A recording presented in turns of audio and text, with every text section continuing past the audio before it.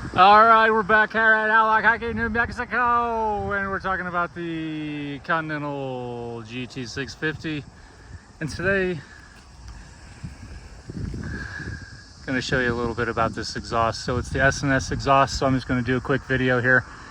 And there you go.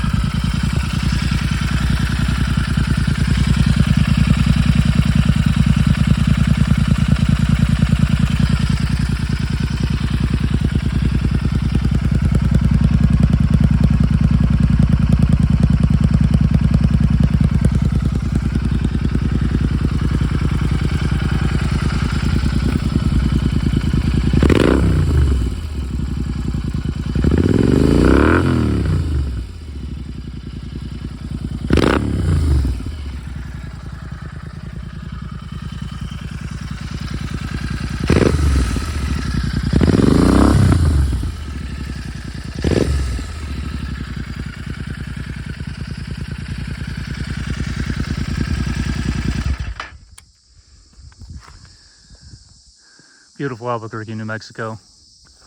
Royal Enfield Continental GT.